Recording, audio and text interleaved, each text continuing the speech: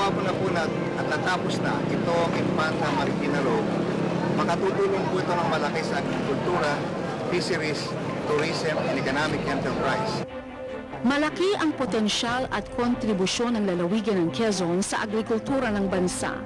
Itinuturing ito ng Department of Agriculture na isang key production area para sa bigas, mais, kopra, gulay at isda. Sa oras na makumpleto ang Marikina Infanta Road, umaasa ang pamahalaan, maging ang mga residente nito, na ang malaking produksyon na ito ng Quezon ay makararating sa mas maraming baksakan at merkado. Kapag mas nilalako ang mga produktong ito, mas malaki tiyak ang papasok na kita para sa Quezon. Mabilis na nilang madadala ngayon yung kanilang isda patungong Maynila.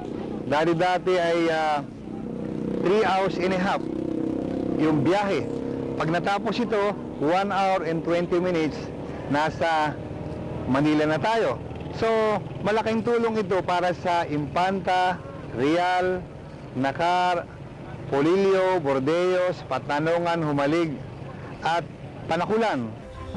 Pagdating naman sa turismo, likas din ang potensyal ng Quezon. Gaya ng nabanggit kanina, isa ang Quezon sa mga lalawigang nakaharap sa baybayin ng Pasipiko. Kaya naman, hindi na nakapagtataka ang pagsulputan ng iba't ibang resort sa lalawigan.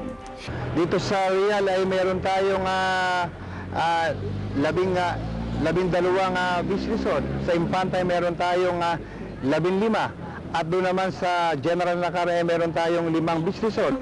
Hindi maikubli ng mga resort owners sa Quezon ang pananabik na magbukas na sa publiko ang Marikina Infanta Road. Napakalaki ang maitulong po ng pagkakaroon namin ng kalsada katulad ng Infanta Marikina Road dahil pag naglampasan na po yan, dadami ang mga dayuhan na sila ay tiyak na mga kailangan ng kanilang tutulugan. Yung po mga taga Maynila na nagdanais pumunta dito sa Real Infanta Nakar, maging sa Polillo, mabilis silang makararating.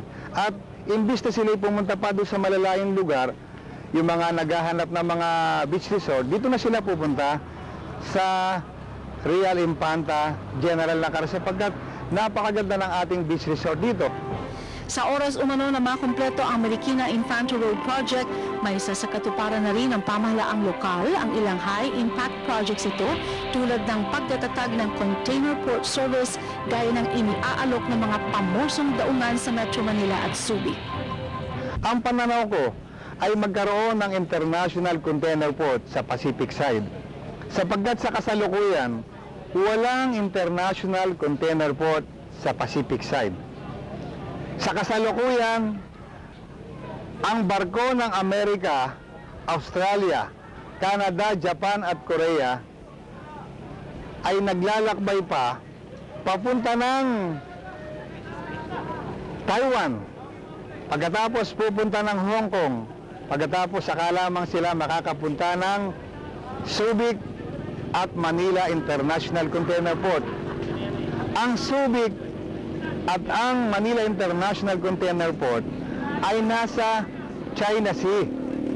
Samantalang ang Amerika, Australia, Canada, Japan at Korea ay nasa Pacific side.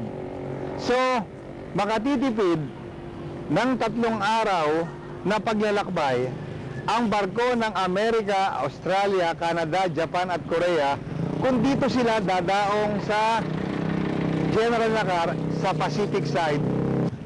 At iyan ang nakita kong makapagbibigay ng kaunlaran sa aming lalawigan.